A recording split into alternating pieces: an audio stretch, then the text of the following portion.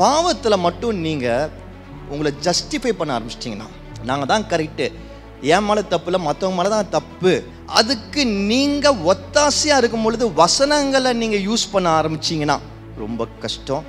Bible அதுக்கு ஒரு வார்த்தை இருக்குது, அது பேர் ஐயோ. Every single second of our life is a miracle. My life is not a disturbed line. What I'm seeing right now is not a disturbed line. What I'm going through right now is not a disturbed line. But it is musical notes. அது அழகான இசை வடிவம். நீங்க உங்க பிரச்சனை எவ்வளவு பெரிய பிரச்சனையா இருந்தாலும் சரி, whatever you might be going through, I do not know.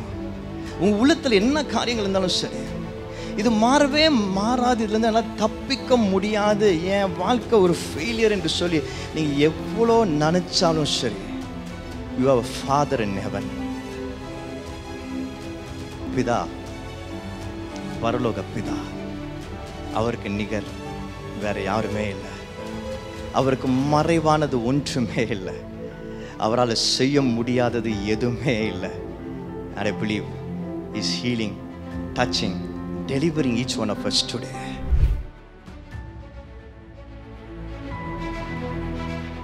வெயில் என்கிற இந்த சீரீஸின் மூலமாக கர்த்தர் வெயிலுக்கு காரணமாக இருக்கிற சூரியனை குறித்து பைபிள்ல இருக்கிற மிரக்கல்ஸ், அற்புதங்கள், அந்த சூரியனை குறித்து சூரியன் சம்பந்தமாக பல மிரக்கிளஸ் அற்புதமான ஸ்டோரிஸ் இந்த பைபிள்ல இருக்கிறது. அந்த ஸ்டோரிஸ் மூலமாக கர்த்தர் நம் வாழ்க்கையில் எப்படி அற்புதங்களை செய்கிறார், செய்ய காத்து கொண்டிருக்கிறார் என்பதை பேசுகிறார் என்பதை பார்க்கிறோம். We have realized through this series that God wants to do miracle through us. நம் மூலமாக நாம் தான் அந்த அற்புதமாக இருக்க வேண்டும் என்று சொல்லி கர்த்தர் நினைக்கிறார் என்பதை இந்த சீரீஸின் மூலமாக நம்ம பார்த்து கொண்டிருக்கிறோம். ஆனா இந்த சீரீஸ்ல என்ன ஒரு ஆச்சரியம், எனக்கே இது ஒரு பெரிய ஆச்சரியமாக இருக்கிறது. Because when I started praying about this series, when God started giving me this series, இதற்காக ஆயத்தப்படும் பொழுது இந்த வெயில், சூரியன் நிமித்தமாக பைபிள் இருக்கிற மிரக்கிள்ஸ், அதன் மூலமாக கர்த்தர் நமக்கு கற்றுத் தருகிற அற்புதத்தின் பாடங்கள், இதுதான் என்னோட ஆரம்பமாக இருந்துச்சு. அதோட தான் நான் ஆரம்பித்தேன். ஆனால் what surprised me or what inspired me, கர்த்தரை ஆச்சரியப்படுத்தினது என்னவென்றால், அற்புதம் என்பதை கர்த்தரை எப்படி காண்பிக்க ஆரம்பிச்சானா, திஸ் இஸ் காட்லி என்பதை எப்படி உணர்த்த ஆரம்பிச்சானா, இது தேவனிடத்திலிருந்து வருகிறது என்பதை எப்படி உணர வச்சார்னா, திடீர் என்று சொல்லி இந்த வெயிலே கொஞ்சம் மாற ஆரம்பிச்சது பாருங்க.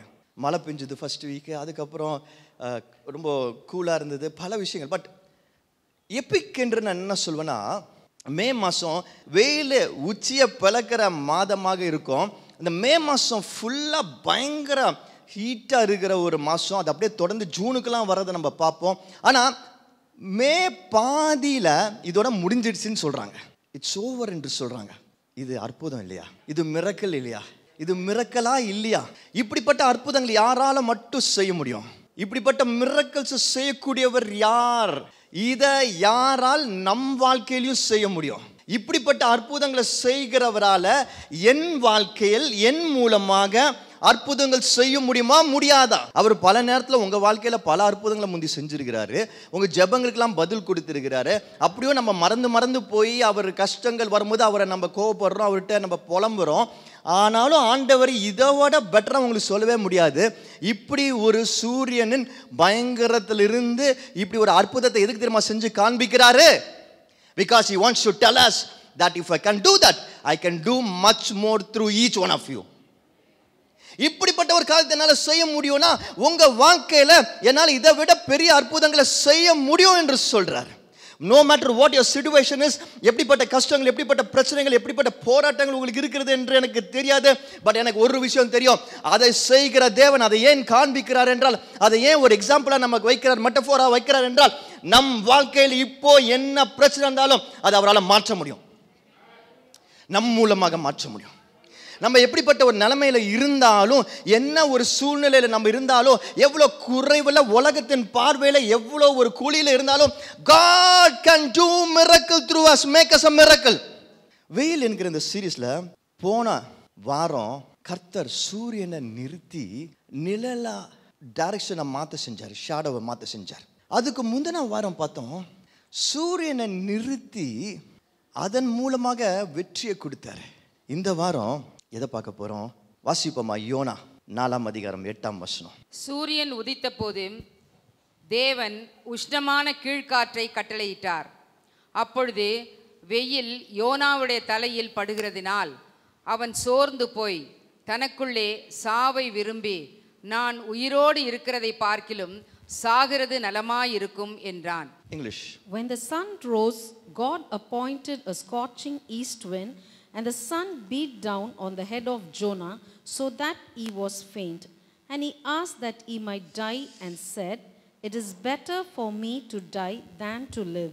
சூரியனுடன் வெப்பத்தை தாங்க முடியாமல், ஹீட்டை தாங்க முடியாம ஒருத்தன் நான் செத்தாலே பரவாயில்ல என்று சொல்லுகிற வண்ணமாய் இந்த வசனம் நமக்கு தெரியும். I repeat, because of the heat of the sun I want to die என்கிற மாதிரி ஒருத்தன் சொல்ற மாதிரி இங்க இருக்கு இந்த வசனம். கரெக்டா இல்லையா? இந்த வசனத்தை படிக்கும் பொழுது அப்படிதான் நம்மளுக்கு தோணுது. See, யோனாவோட பிரச்சனை, யோனாஸ் problem at that point of time, இந்த வெயில் ரொம்ப ரொம்ப ரொம்ப ரொம்ப பயங்கரமா இருக்கு, உச்சத்தில் இருக்கு. என்னால் இந்த வெயிலை தாங்க முடியல, நான் செத்துலான்றது கிடையாது. அவன் வாயிலிருந்து வார்த்தைகள் அப்படிதான், அந்த வசனத்தை வாசிக்கும் போது அப்படிதான் நமக்கு தெரியுது, அப்படிதான் நமக்கு புரியுது. But actually his problem was not the heat. அந்த வெயில் அவனோட பிரச்சனை கிடையாது, அதுக்காக அவன் சாவணும்னு சொல்ல. அவனோட பிரச்சனை மனசு சம்மந்தப்பட்டது. என்ன மனசு சம்மந்தப்பட்டதுன்னா, அவன் ஒரு அற்புதத்தை எதிர்பார்க்கிறான். என்ன அற்புதத்தை எதிர்பார்க்கிறான்? என்ன அற்புதத்தை அவன் எதிர்பார்த்தான்?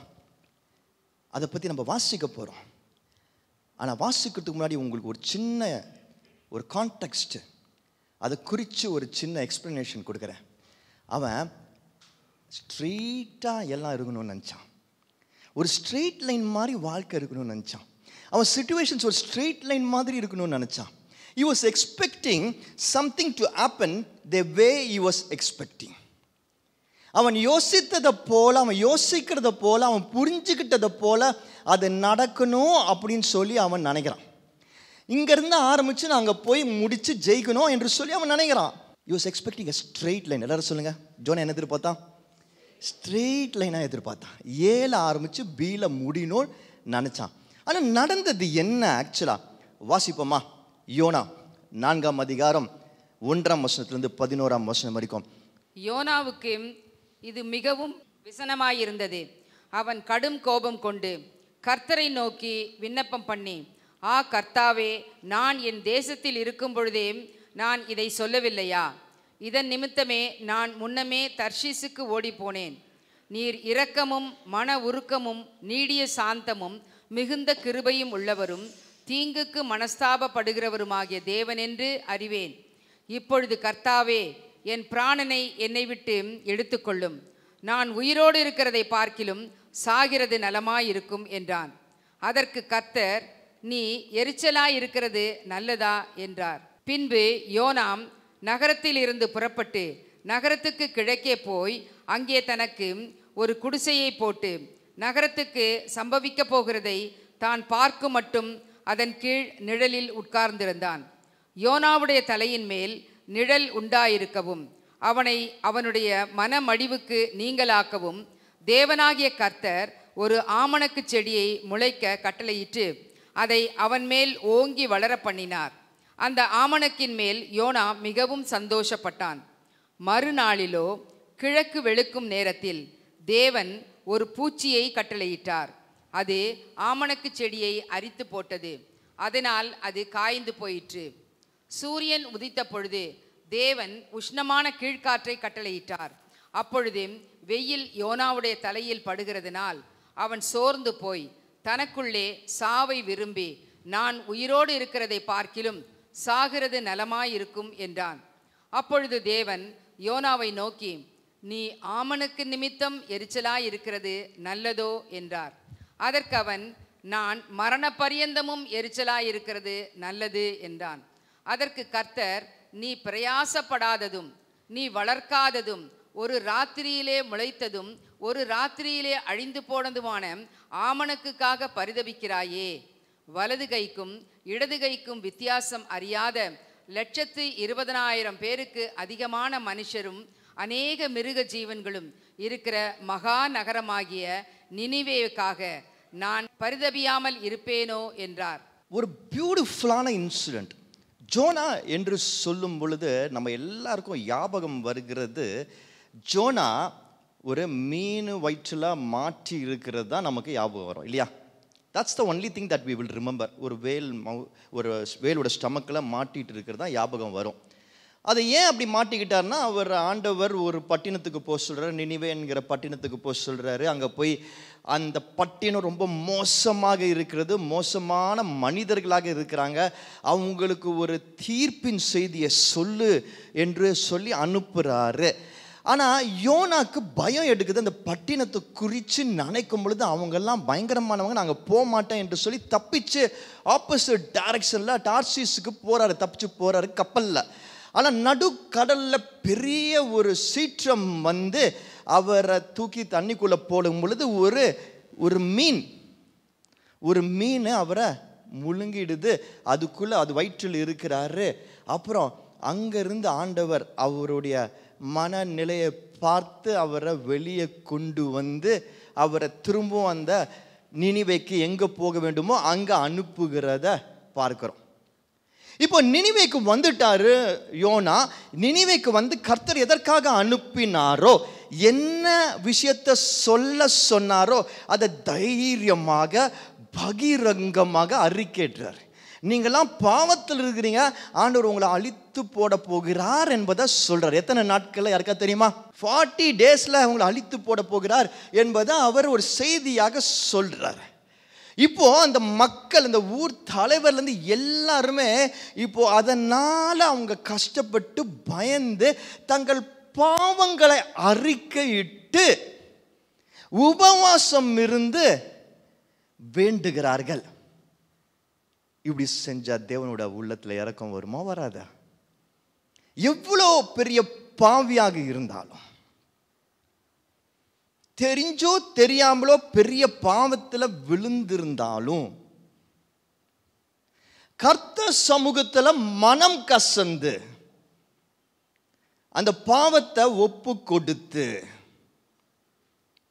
என்னை மன்னியுங்க தேவனே என்று சொல்லி, இனி செய்ய மாட்டேன் என்று சொல்லி வாயால மட்டும் இல்லை, முழு மனசோடு ஒப்பு கொடுப்போமே என்றால் தேவனுடைய உள்ளத்தை அதை தொடுகிறதாக இருக்கிறது. அவர் மனம் இறங்குகிறார். நம் மேலே வர வேண்டிய ஆக்கினை வராமல் செய்கிறார். நம்மை தப்புவிக்கிறார், நம்மை மீட்டெடுக்கிறாரு, நம்மை ஜெயிக்க வைக்கிறாரு. அது கர்த்தரால் மட்டும்தான் முடியும், தேவனால் மட்டும்தான் முடியும். இந்த காலங்களில் பாவத்தில் மட்டும் நீங்கள் உங்களை ஜஸ்டிஃபை பண்ண ஆரம்பிச்சிட்டிங்கன்னா, நாங்கள் தான் கரெக்டு, என் மேலே தப்பு இல்லை, மற்றவங்க மேலே தான் தப்பு, இது பரவாயில்ல, இதை மறைக்கிறதுக்கு நான் வேறெல்லாம் பேசுவேன், வேறெல்லாம் செய்வேன் அப்படின்னு பிடிவாதத்தோடு இருந்தீங்கன்னா, அதுக்கு நீங்கள் ஒத்தாசையாக இருக்கும் பொழுது வசனங்களை நீங்கள் யூஸ் பண்ண ஆரம்பிச்சிங்கன்னா ரொம்ப கஷ்டம். பைபிள் அதுக்கு ஒரு வார்த்தை இருக்குது, அது பேர் ஐயோ. ஆனால் மனம் திரும்பும் பொழுது எப்பேற்பட்ட பாவியாக இருந்தாலும், when you really confess your sins, realize your mistakes, accept your weakness and ask God for forgiveness, அவரால் நிச்சயமாக நம்மளை மன்னித்து நம்மை தூக்கி எடுத்து நம்மளை ஜெயிக்க வைக்க முடியும்.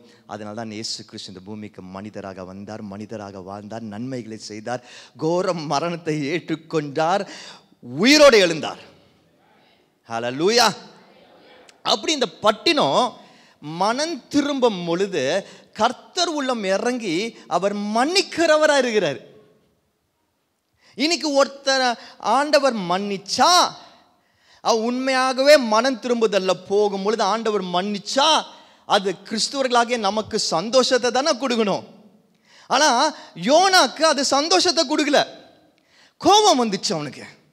அவனுக்கு கோபம் வந்துருச்சு. ஏன் அவனுக்கு கோபம் வந்துச்சுன்னா, அவன் ஸ்ட்ரெயிட் லைன் எக்ஸ்பெக்ட் பண்ணான். அவனை பொறுத்த வரைக்கும் மிரக்கல் ஸ்ட்ரெயிட் லைனு. அவனை பொறுத்த வரைக்கும் என்ன நினச்சானா, ஆண்டவர் இப்படியாக சொல்லியிருக்கிறாரு, அதை தான் நான் போய் பிரசவம் பண்ணுறேன், 40 நாள் இவங்களாம் அழிச்சிருவாங்க என்று சொல்லி ஆண்டவர் சொல்லியிருக்கிறாரு. நாங்கள் போய் நின்று அங்கே எல்லார் முன்னாடியும் கம்பீரமாக 40 நாள் ஆண்டவர் உங்களை அழிக்க போகிறார், நீங்களாம் பாவின்னு சொல்லிட்டேன். இப்போது ஆண்டவர் அழிக்கவில்லை என்றால் எனக்கு அவமானம் இல்லையா? எனக்கு அசிங்கம் இல்லையா? நான் சொன்னது நடக்கலையே, நான் சொன்ன மாதிரி நடக்கலையே, நான் எதிர்பார்த்தது நடக்கலையே, நான் எதிர்பார்த்த மாதிரி நடக்கலையே, இது எப்படி அற்புதமாக இருக்கும்? இது எனக்கு கோபத்தை உண்டாக்குது, எரிச்சலை உண்டாக்குது, எனக்கு பிடிக்கல, நான் வரல, இந்த விளையாட்டுக்கு நான் வரல என்று சொல்லி கோச்சிக்கிட்டு போயிட்டு ஊருக்கு வெளியே உக்காடுறான். இந்த மாதிரி யாராவது இங்கே கோச்சிட்டு போய் உட்காந்த அனுபவங்கள் இருக்கா? யோனா கோச்சிக்கிட்டு போய் உட்காந்துட்டான் ஊருக்கு கார்னர்ல.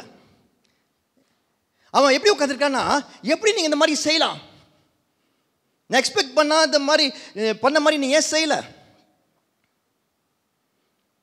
நான் பார்த்துட்டே இருக்க போகிறேன், நான் தூரமாக போய் உட்காந்துருக்கிறேன், ஆனால் கவனிச்சுட்டே இருப்பேன், எப்போ இவங்க விழுவாங்க, எப்போ இவங்க தப்பு செய்வாங்க, எப்போ இவங்களை குறை சொல்லலாம். இந்த காலை நேரத்தில் ஆண்டவர் எனக்கு சொல்லுகிற காரியம் இதுதான். கிறிஸ்துவர்களாக ஒவ்வொரு மினிட்டும் நம்ம லைஃப்பில் miracle. Every single minute that we live on this earth is a miracle. Our life is a miracle. நம்ம ஒவ்வொருத்தரோட வாழ்க்கையும் அற்புதம், ஒவ்வொரு நிமிஷமும் அற்புதம். ஆனால் அற்புதத்தை ஏன் ஒவ்வொரு நிமிஷமும் நம்மளால் கொண்டாட முடியல? அற்புத கூட்டங்கள்லாம் நடக்கும்போது பார்த்துருக்கீங்களா? பீப்புள் வருவாங்க, ஏதாவது ஒரு அற்புதம் நடக்கும், உடனே அவங்க சந்தோஷமாக சாட்சி சொல்லுவாங்க, கூட இருக்கிறவங்க எல்லாம் சந்தோஷமாக கொண்டாடுவாங்க, அந்த இடமே ஒரு செலிப்ரேஷனாக இருக்கும். But I want to tell you, it's not only for those meetings. அந்த சமயங்கள் மட்டும் கிடையாது, ஒவ்வொரு நிமிஷமும். யாருமே இல்லை, நீங்கள் தனியாக ரூமில் இருந்தீங்கன்னா அப்போது செலிப்ரேஷன் பண்ணணும். ஏன்னா that time it's also a miracle. அப்போவும் அது மிரக்கல் தான். நீங்கள் ஆஃபீஸில் உட்காந்துருக்கிறீங்க, கூட நிறைய பேர் இருக்கிறாங்க, அப்போவும் you can rejoice in your heart and be cheerful. ஏன்னா அப்போது அற்புதம் தான். நீங்கள் அங்கே உட்காந்துருக்கிறது அற்புதம் தான், அந்த வேலையில் இருக்கிறது அப்போ அற்புதம் தான், அந்த வேலையில் நீங்கள் ஒரு காரியத்தை செஞ்சு முடிக்கிறீங்க, அது அற்புதம் தான். குடும்பத்தில் ஒரு நாள் அன்பாக சந்தோஷமாக, குடும்பத்தில் ஒரு சந்தோஷமான ஒரு நிகழ்வு, ஜஸ்ட் ஒரு லாஃப்டர், பிள்ளைங்களை குறித்து ஒரு பெருமைக்குரிய ஒரு காரியம், தட்ஸ் அ மிரக்கல். மிரக்கல். அந்த இடத்துல குடும்பத்தில் நீங்கள் செலிப்ரேஷன் இருக்கணும், சந்தோஷம் இருக்கணும், ரிஜாய்ஸிங் இருக்கணும். நீங்கள் காலையில் எந்திரிக்கிறீங்க தெரியுமா, தூங்கி காலையில் எந்திரிக்கிறீங்களா, அது அற்புதம். எந்திரிக்கும் போது செலிப்ரேஷன் இருக்கணும், ரிஜாய்ஸிங் இருக்கணும். நீங்கள் ஒரு வேளை உணவு சாப்பிட்றீங்களா, அந்த சோறை செஞ்சு அந்த குழம்பை ஊற்றி அந்த காய் உடவா நான்வெஜ் அது சாப்பிட்றீங்களா, that is a miracle. That's a miracle. That's a miracle. அது உள்ளே போகுது தெரியுமா, டைஜஸ்ட் ஆகுது தெரியுமா, that's a miracle. Every single second of our life is a miracle. ஒவ்வொரு செகண்டையும் நம்ம கொண்டாடணும், ரிஜாய்ஸ் பண்ணணும், சியர்ஃபுல்லாக இருக்கணும், ஆண்டவருக்கு நன்றி சொல்லணும், வர்ஷிப் பண்ணணும். பட் நம்ம எப்படி வாழ்கிறோம்? சோர்வில் பல நேரத்தில் கோச்சிக்கிட்டு, எரிச்சல், உள்ள எரிச்சல் அது முகத்தில் தெரிகிறது, அது நம்மளுடைய ஆக்ஷன்ஸில் தெரிகிறது, அது நம்ம மற்றவங்கிட்ட நடந்துக்கிறது தெரிகிறது. Oh what a failure of life. வாழ்க்கை எப்படி வேஸ்ட் பண்ணுறதுன்னு பல நேரத்தில் கிறிஸ்துவர்களை பார்த்தா கற்றுக்கணும். ஜோனா அப்படி தான் இருந்தான். இங்கே ஒரு பெரிய ரிஜாய்ஸிங் நடக்குது, ஆண்டவர் மன்னிச்சிட்டாருன்னு.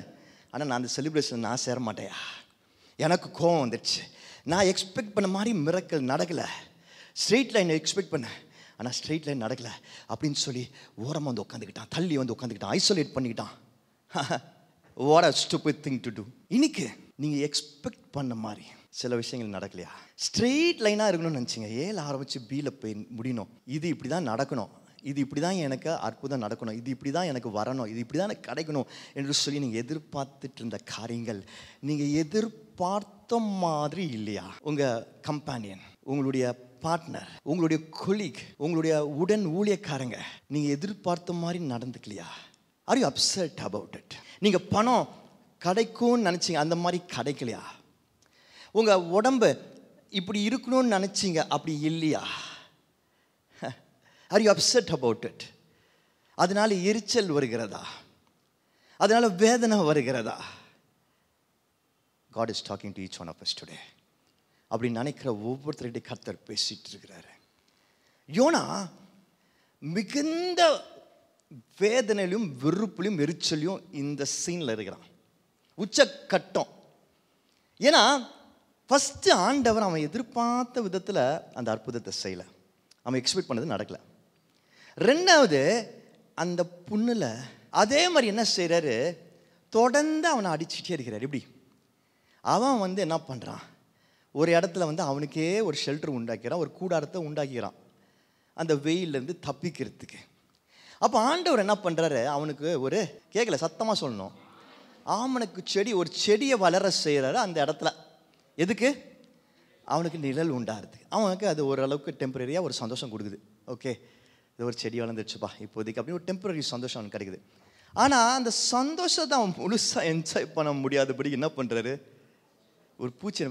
ஐ sometimes I'm so perplexed by God. Rather, I find a sense of humor in whatever he does. அவர் செய்கிறத பார்க்கும்போது பல நேரத்தில் எனக்கு சிரிப்பு வரும், ஆச்சரியமாக இருக்கும். என்னதான் நீங்கள் ட்ரை பண்ணுறீங்கன்னு புரியாமல் இருக்கும். அவரே செடியை கொடுக்குறாரு, அவரே ஒரு பூச்சி அனுப்புகிறாரு, அவரே அந்த செடியை சாப்பிட வைக்கிறாரு. அப்புறம் இது பத்தாதுன்னு என்ன பண்ணுறாரு, ஒரு பயங்கரமான காற்று அனுப்புகிறாரு. ஒரு பயங்கரமான ஈஸ்ட் விண்டு வருகிறது. அது என்ன பண்ணுது, அந்த வெயிலின் உச்சத்தை, உக்கிரத்தை அதிகப்படுத்துகிறது. The heat of the sun is made worse by the east wind. கவனிக்கிறீங்களா? புரியுதா? கவனிச்சுட்டே வரீங்களா நான் சொல்கிறத? இப்போ இந்த மாதிரி சூழ்நிலை ஜோனாக்கு எப்படி இருந்திருக்கும்? எப்படி இருந்திருக்கும் சொல்லுங்களேன். அவன் எக்ஸ்பெக்ட் பண்ண மாதிரி நடக்கலை. இன்னும் இப்படிப்பட்ட காரியங்கள் மாற்றி மாற்றி மாற்றி மாற்றி நடந்துகிட்டே இருக்கு, அடிச்சுட்டே இருக்கு. அவனுக்கு எப்படி இருந்திருக்கும்? நான் ஒரு மிரக்கல் எதிர்பார்த்தேன். என்னை பொறுத்த வரைக்கும் மிரக்கல் என்னன்னா ஒரு ஸ்ட்ரெயிட் லைன். எப்படி சொல்லுங்க எல்லாரும்? I want your complete attention now because God has started doing a miracle right here. உங்களுடைய முழு கவனம் வேணும். ஏன்னா கர்த்தர் இங்கே அற்புதத்தை செய்ய ஆரம்பிச்சிட்டாரு.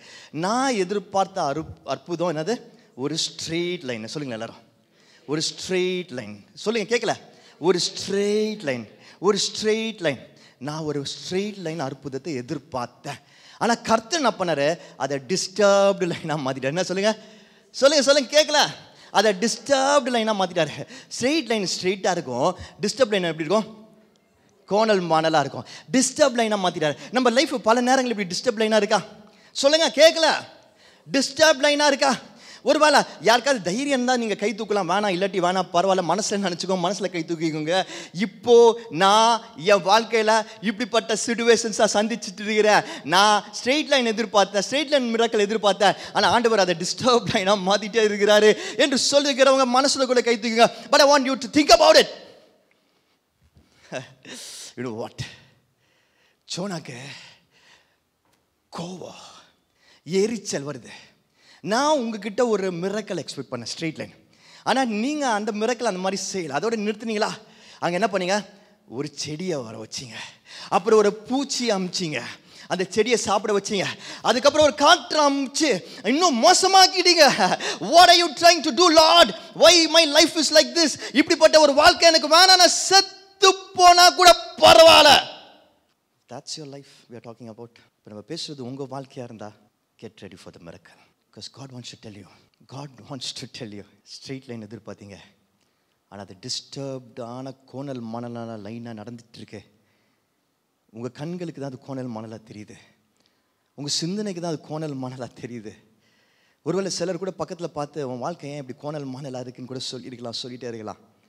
ஆனால் கர்த்தரை பொறுத்த வரைக்கும் அது கோணல் மணல் இல்லை, அது கோணலான லைனில், அது கோணலான லைனில். எல்லாரும் சொல்லுவோமா? ஒரு விஷயம் எல்லாரும் ப்ளீஸ். அது கோணலான லைனில். சொல்லுங்கள், மோர் கன்விக்ஷன் வேணும். அது கோணலான லைன் இல்லை. It's not a crooked line, it's not a disturb line. சொல்லுங்களேன், it's not a disturb line, it's not a disturb line. My life is not a disturbed line. What I'm seeing right now is not a disturbed line. What I'm going through right now is not a disturbed line. But it is musical notes. அது அழகான இசை வடிவம். எது நம்ம கோணலான lines என்று நினைச்சிட்டு இருக்கிறோமோ, டிஸ்டர்ப்டான lines என்று நினைச்சிட்டு இருக்கிறோமோ, it's actually musical, beautiful musical notes. அழகான இசை நோட்ஸ் அது. மியூசிக்கல் நோட்ஸ் பார்த்துருக்கிறீங்களா? முதல் முறை அதை நான் பார்க்கும் பொழுது, அதை பார்க்கும்போது எனக்கு என்னடா அது கோணலாம் அங்கங்கே கிறுக்கி வச்சிருக்கிறாங்க அப்படின்னு சொல்லி தான் நான் நினச்சேன் ஃபஸ்ட்டு. புரியுதா? இங்கே கவனிக்கிறீங்களா? I want you to think about your life now. உங்கள் வாழ்க்கையை குறித்து யோசிக்கிற நேரம் இது. God is doing a miracle என்பதை விசுவாசிக்கிறேன். அவரால் வெறும் சூரியனில் மட்டும் மிரக்கல் செய்ய முடியாது. அவரால் சூரியனை விட அதிகமாக அவர் மதிக்கிற நம் வாழ்க்கையில் மிரக்கல் செய்ய முடியும். அதை செய்ய ஆரம்பிச்சிட்டார் என்பதை விசுவாசிக்கிறேன். அதை செய்து கொண்டிருக்கிறார் என்பதை விசுவாசிக்கிறேன். இந்த மியூசிக்கல் நோட்ஸை பார்க்கும்பொழுது நான் கோணலாம் ஏதோ கிறுக்கி வச்சுருக்காங்கன்னு நினச்சேன். ஆனால் அதை ப்ளே பண்ண ஆரம்பிக்கும் பொழுது, அதை பற்றி தெரிஞ்சுக்கும் பொழுது, அதோட பேக்ரவுண்டை புரியும் பொழுது, I understood that it's not just disturb lines, it's not கோணமான லைன்ஸு.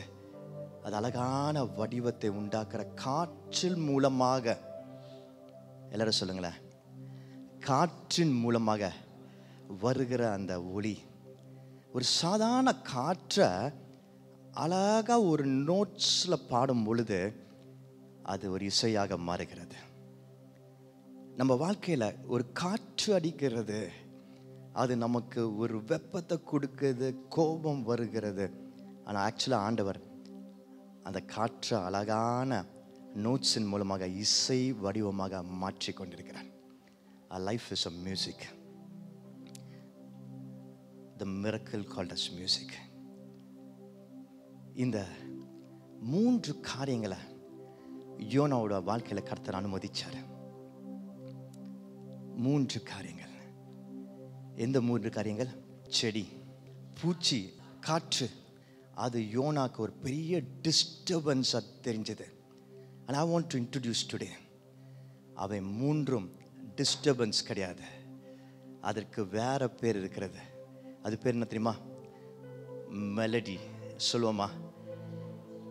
டிசனன்ஸ், கிரெசெண்டோ. இன்னொரு மாதிரி சொல்லாமா? மெலடி, டிசனன்ஸ், கிரெசெண்டோ. அடுத்த 1/2 மணி நேரத்துக்கு யாருமே டிஸ்டர்ப் ஆகக்கூடாது. ஏன்னா பரிசுத்த ஆவியானவர் இந்த இடத்துல இருக்கிறார் என்பதை விசுவாசிக்கிறேன். அவர் அற்புதங்களை செய்ய ஆரம்பிச்சிட்டார் என்பதை மட்டும் நான் விசுவாசிக்கிறேன். விசுவாசிக்கிறவர்கள் அதை பெற்றுக்கொள்ள போகிறத பார்க்கிறேன். செடி, அந்த இடத்துல ஒரு செடி முளைச்சுது. அந்த செடி எதை குறிக்கிறது என்றால் மெலடி. Melody, melody. அது டிஸ்டர்ப் லைன் கிடையாது, அது ஒரு மெல்லிசை மெலடி. மெலடி என்றால் என்ன?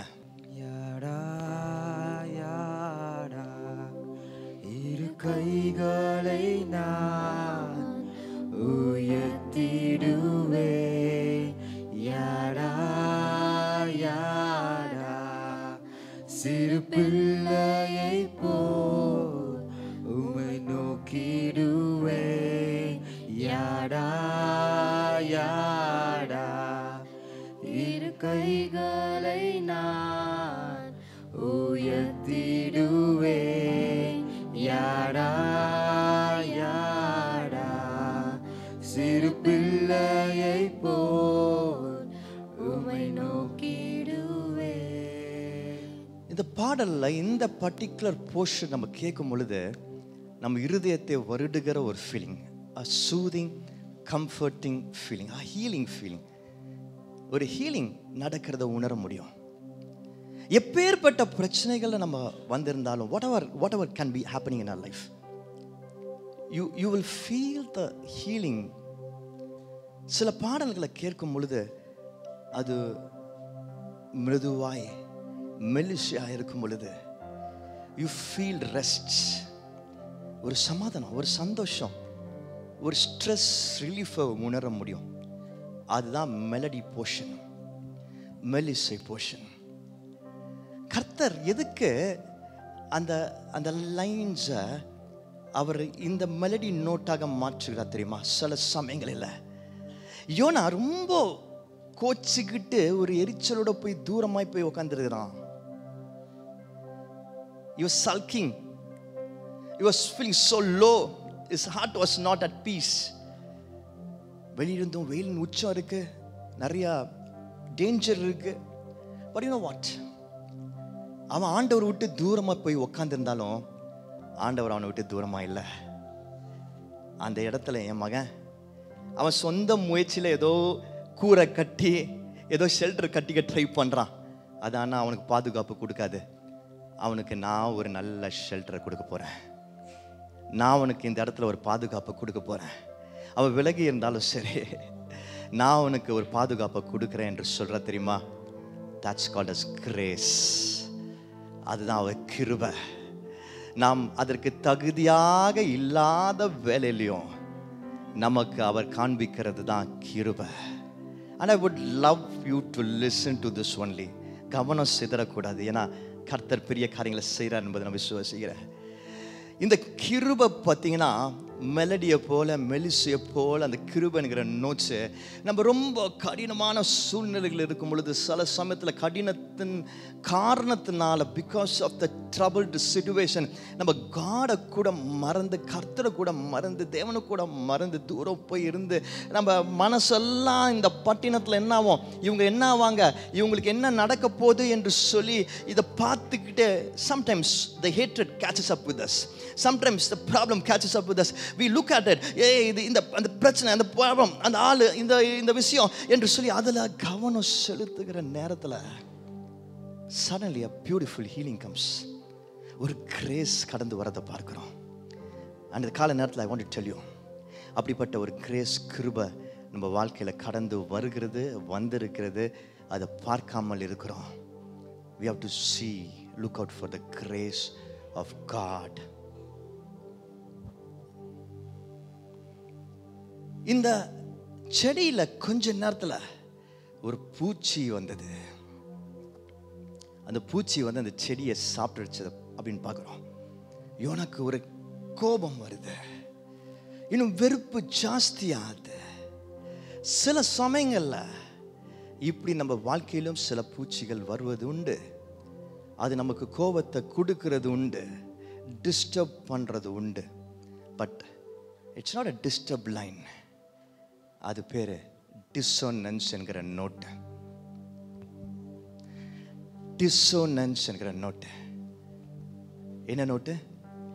டிசோனன்ஸ். டிசோனன்ஸ்னா என்னன்னு கேட்போம். யாவே யாவே முழு உள்ளத்தோடு உம்மை ஆராதிப்பேன். யாவே உம்மை ஆராதிக்க என்னை தருகிறேன். யாவே யாவே முழு உள்ளத்தோடு உம்மை ஆராதிப்பேன். யாவே யாவே. டிசோனன்ஸ் என்று சொல்லும் பொழுது அதற்கு தமிழ் அல்லது ஒரு ஆங்கில பதம் வேண்டும் என்றால், if you have to explain it in a word, tension என்று சொல்லலாம்.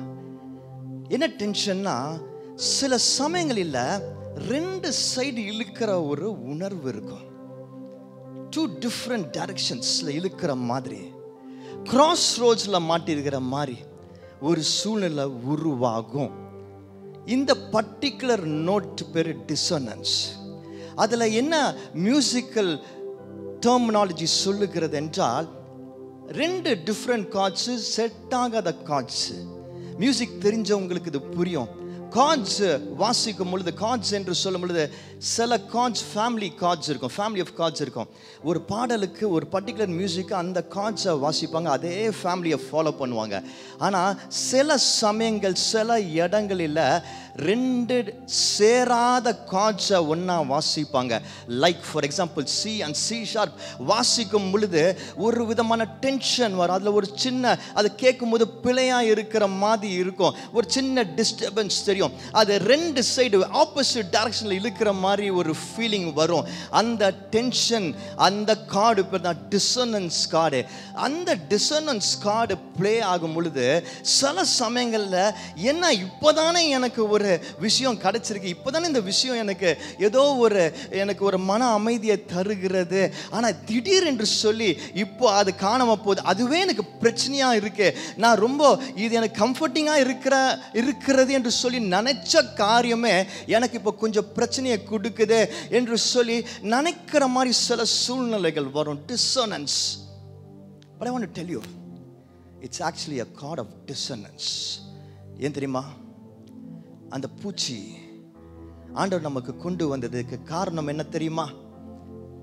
சில சமயங்களில் கிரேஸ் ஆண்டவர் நமக்கு கொடுக்கும் பொழுது, கிருபையை கொடுக்கும் பொழுது, நம்ம ரொம்ப சோர்வில் இருக்கும்போது, தனிமையில் இருக்கும்போது, கஷ்டத்தில் இருக்கும்போது, மேபி அ ஃப்ரெண்ட் ஆண்டவர் கொடுக்கலாம், இல்லாட்டி அ ஃபேமிலி மெம்பர் அவங்க மூலமாக அந்த கிரேஸை நமக்கு காட்டலாம், இல்லாட்டி ஏதோ ஒரு பேங்க்லேருந்து திடீர்னு ஒரு லோனை கிடைக்கிறது ஒரு கிரேஸாக நமக்கு தெரியலாம், இல்லாட்டி நமக்கு வேலை இல்லாத சூழ்நிலை வேலை கிடைக்கிறது, ப்ரொமோஷன் கிடைக்கிறது, ஒரு போனஸ் கிடைக்கிறது ஒரு கிரேஸாக தெரியலாம். ஊழியத்தின் காரியங்களில் திடீரென்று சொல்லி ஒரு புதிய சபை, ஒரு புதிய ஆத்மா நம்மளுக்கு கிரேஸாக தெரியலாம். Something that gives you comfort, the grace of God coming in life.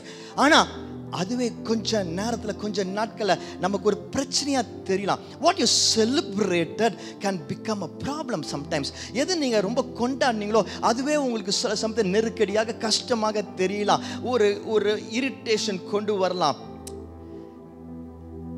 Tension உண்டாகலாம். It can create a tension. யோனாவோட உள்ளத்தில் ஒரு டென்ஷன் இருந்தது. ஆண்டவர் அவனிடத்தை சொல்றாரு, உனக்கு அந்த செடி முக்கியமா இருக்கு, ஆனா 1,20,000 பேர் and more and the animals அது உனக்கு முக்கியமா தெரியல. இந்த டென்ஷன் டைம்ல God makes you realize grace யார் கொடுத்தது? ஆண்டவர் கொடுத்தது. பிரியாரிட்டி யாரு? ஆண்டவர். பல சமயங்களில் நம்ம அந்த காரியங்கள் மேலும் மனிதர்கள் மேலும் நம்பி முக்கியத்துவம் கொடுக்க ஆரம்பிச்சிடும். No, God wants to tell us through these dissonance cards, உன் உள்ள எப்பொழுதும் என்ன நோக்கி இருக்கட்டும், நான் தான் ப்ரொவைடர் என்பதை உணர்த்துகிறவராக இருக்கிறார். I know many of you are going through this situation right now. உலகத்தில் சில காரியங்களையும் மனிதர்களையும் அதிகமாக நம்பினீங்க, அது ஆண்டவரோட கிரேஸ், கிருபை அந்த நேரத்துக்கு. பட் கிரேஸ் ப்ரொவைடர் மேலே தான் நம்ம நம்பிக்கை இருக்கணும். நம்ம மனம் எப்பொழுதும் அங்கே தான் இருக்கணும். யோனா இப்படிப்பட்ட ஒரு சூழ்நிலையில் இருக்கும் பொழுது திடீரென்று ஆண்டவர் ஒரு பயங்கரமான காற்று அனுப்புகிறார். East wind flowing so fierce. அந்த வெயிலின் வெப்பம் உச்சத்துக்கு போகுது, உச்சத்துக்கு சென்றடைகிறது. It's just going to the intensity that he couldn't have imagined. அப்போ தான் அவன் வெறுத்து போய் அந்த கிளைமேக்ஸுக்கு வரான். அவன் சொல்கிறான், நான் எதுக்கு உயிரோடு இருக்கணும் என்று சொல்கிறான். ஒருவேளை சிலர் அப்படிப்பட்ட சூழ்நிலைகளை கடந்து கொண்டிருக்கலாம். இது அவ்வளோதான், இது முடிவுக்கு வர்றது. I am not able to take it any more. I think it's gonna end, இதோட முடிஞ்சிடுச்சு, இதுக்கு மேலே முடியாது என்று சொல்லி நினைக்கிற ஒரு சூழ்நிலையில் சிலர் இருக்கலாம். கிளைமேக்ஸ் என்று சொல்லி நினைக்கலாம். பட் இன்டென்சிட்டி அதிகமாகும் பொழுது அது முடிவு கிடையாது. That is called as crescendo. அந்த நோட்ஸ் பேர் crescendo. அந்த நோட்ஸ் பேர் என்னது? crescendo. crescendo நான் என்னன்னு பார்ப்போம்.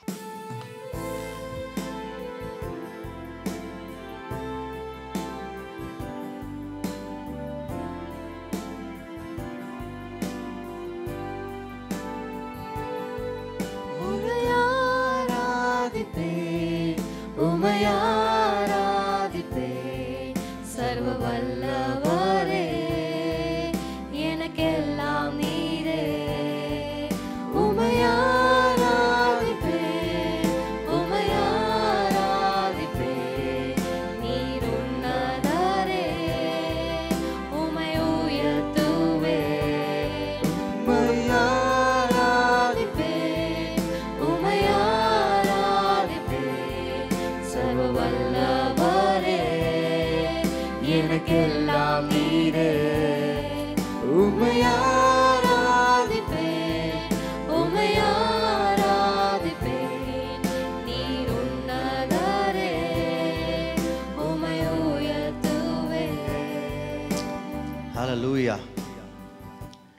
இன்டென்சிட்டி ஜாஸ்தி ஆகும் பொழுதுதான் கர்த்தர் அதை முடிவுக்கு கொண்டு வரல என்பதை நம்ம புரிந்து கொள்ள வேண்டும். அதை முன்னேற்றத்திற்கு கொண்டு போகிறார் என்பதை புரிந்து கொள்ள வேண்டும்.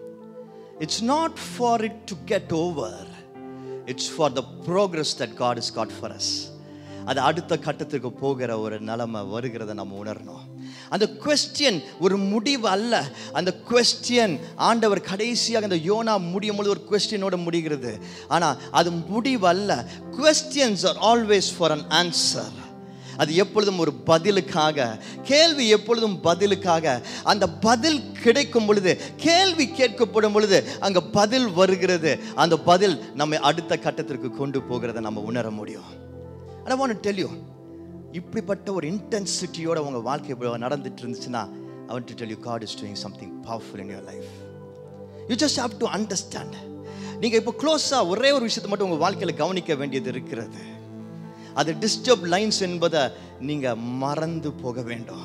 அது மியூசிக்கல் நோட்ஸ் என்பதை நீங்க பார்க்க ஆரம்பிக்க வேண்டும்.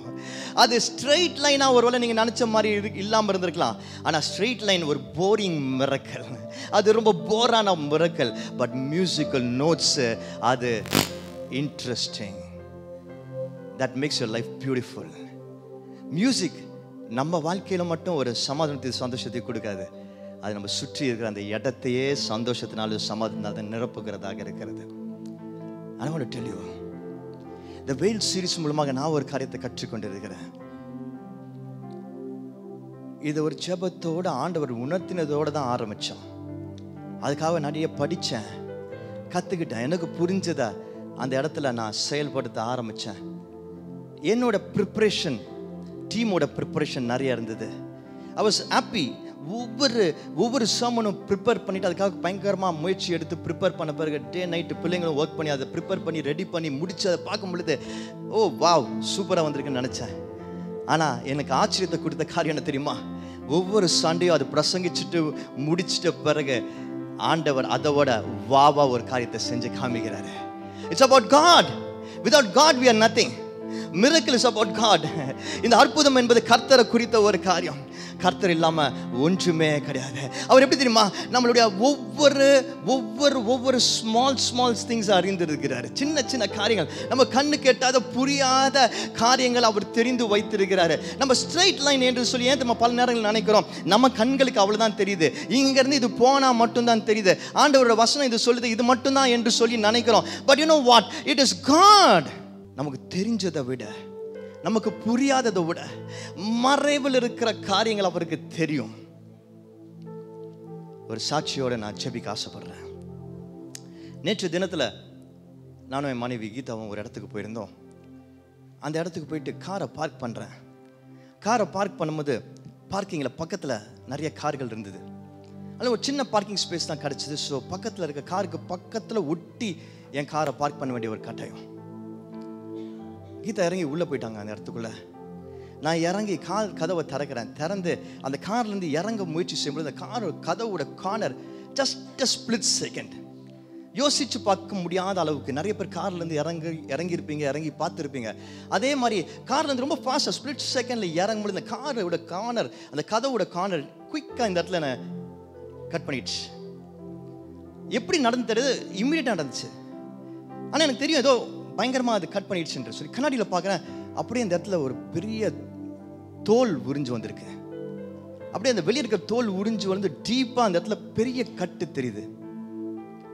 அது பார்க்கவே பயங்கரமாக இருந்தது. நான் உடனே கீதா இருக்கிற அந்த இடத்துக்கு போனேன். கீதா பயந்துட்டா, என்ன பார்க்க ரொம்ப மோசமாக இருந்தது. சரி என்று சொல்லி என்ன பண்ணுவது என்று சொல்லி தெரியாமல் உடனடியாக கொஞ்ச நேரத்தில் நாங்கள் ஹாஸ்பிட்டல் வந்தோம். ஹாஸ்பிட்டல் வந்த உடனே ஹாஸ்பிட்டலில் வந்து அந்த டாக்டர் பார்த்துட்டு இது ரொம்ப டீப்பாக இருக்குது, நீங்கள் ஸ்டிச்சஸ் தான் கண்டிப்பாக போடணும் அப்படின்னு சொல்லிட்டு உடனே அந்த சின்ன சர்ஜரி ரூம் கூப்பிட்டு போயிட்டு குயிக்காக டக்குன்னு அவர் அதை ட்ரீட் பண்ணி சர்ஜரி போட்டார். அந்த சமயத்தில் நான் கீதா சொன்னேன், யார்ட்டையும் சொல்லாத, எல்லாம் பயந்துருவாங்க அப்படின்னு யார்ட்டையும் சொல்லாத. அவரை ரொம்ப கஷ்டப்பட்டு அவள் ரொம்ப பயந்து போயிருந்தா. பட் அவர்கிட்ட சொல்லியிருந்தேன், டோன்ட் டெல் எனிபடி அப்படின்னு சொல்லியிருந்தேன். ஆனால் அவள் கொஞ்சம் பதற்றத்தில் ஸ்டீஃபன் தம்பிக்கு ஃபோன் பண்ணிட்டு அவன் வந்துட்டான். ஸோ திரும்பி காரை அப்படியே ஓட்டிட்டு தான் ஹாஸ்பிட்டலுக்கு போனேன், திரும்பி போகணுமே என்று சொல்லி. ஸோ அவனை வந்துட்டு அவங்ககிட்டயும் நாங்கள் மிரட்டி வச்சோம், யார்கிட்டையும் சொல்லாத அப்படின்னு சொன்னோம். We just finished it. And வீட்டுக்கு வரும்பொழுது ஆக்சுவலி எங்கள் அம்மா அப்பா வீட்டுக்கு நான் போனோம் அன்றைக்கி. நான் போக முடியல, சரின்ட்டு நாங்கள் கால் பண்ணி சொல்லிட்டோம், வரல அப்படின்னு சொல்லிட்டோம், வெளியே வேலை இருக்குது, அது வர முடியாதுன்னு சொல்லிட்டோம். வீட்டுக்கு போயிட்டோம். கொஞ்ச நேரத்தில் வீட்டில் இருக்கிறேன். அப்போ கொஞ்ச நேரத்தில் எங்கள் அப்பா கால் பண்ணுறாரு. எனக்கு கால் பண்ணி அவர் சொல்கிறாரு, என்னாச்சு உனக்கு உடம்பு சரியில்லையா அப்படின்னாரு. நான் உடனே கீதா திரும்பி பார்க்குறேன், அவள் ஒரு வேளை சொல்லிட்டாளான்னு பார்க்குறேன். அவள் சொல்ல, ஸ்டீஃபன் சொல்கிறதுக்கு வாய்ப்பே கிடையாது. நான் உடனே கேட்குறேன், இல்லையே என்னாச்சு, நான் நல்லா தானே இருக்கிறேன். இல்லை அம்மா சொன்னாங்க உனக்கு உடம்பு சரியில்லைன்ற மாதிரி தோணுது அப்படின்னாங்க. உடனே அப்புறம் தான் நான் சொன்னேன் இந்த காரியத்தை. அவங்களுக்கு ரொம்ப ஷாக் ஆகிடுச்சு. ஐ வாஸ் ஜஸ்ட் திங்கிங், பேரண்ட்ஸோட லவ் இஸ் வெரி ஸ்பெஷல். ஆனால் உலகத்தில் நம்ம அப்பா அம்மாவால் நம்முடைய சூழ்நிலையை உணர்ந்து நமக்காக பரிதவிக்க முடியும்னா ஆண்டவராக இயேசு கிறிஸ்துவால எவ்வளோ முடியும். He loves us so much. I just want to finish with this. நீங்க உங்க பிரச்சனை எவ்வளவு பெரிய பிரச்சனையா இருந்தாலும் சரி, whatever you might be going through, I do not know. உங்க உள்ளத்துல என்ன காரியங்கள் இருந்தாலும் சரி, இது மாறவே மாறாது, இதுல இருந்து என்னால் தப்பிக்க முடியாது, என் வாழ்க்கை ஒரு ஃபெயிலியர் என்று சொல்லி நீங்க எவ்வளோ நினைச்சாலும் சரி, you have a father in heaven. பிதா, பரலோக பிதா, அவருக்கு நிகர் வேற யாருமே இல்லை. அவருக்கு மறைவானது ஒன்றுமே இல்லை. அவரால் செய்ய முடியாதது எதுவுமே இல்லை. And I believe He's healing, touching, delivering each one of us today. ஏனென்றால் நம்ம லைஃப்பில் டிஸ்டர்ப் லைன்ஸ்னு நம்ம நினைக்கிற காரியங்கள் is actually beautiful musical notes. நம்ம வாழ்க்கை ஒரு மியூசிக். அதை நம்ம பார்க்க கற்றுக்கணும், அதை மற்றவங்களுக்கு கொடுக்க கற்றுக்கணும். Life is not worth being upset about. எப்போதுமே ஒரு கோவத்தில், ஒரு எரிச்சலில், ஒரு வெறுப்பில், ஒரு தோற்று போன எண்ணத்தில் இருக்கிறதுக்கு லைஃப் worth கிடையாது. Every moment is a miracle. Every second is அற்புதம் என்பதை நம்ம உணர்ந்து நம்ம வாழ்க்கையை அப்படி வாழ கற்றுக்கொண்டோம் என்றால் நம் வாழ்க்கை நமக்கும் ஆசீர்வாதமாக இருக்கும், மற்றவர்களுக்கும் ஆசீர்வாதமாக இருக்கும்.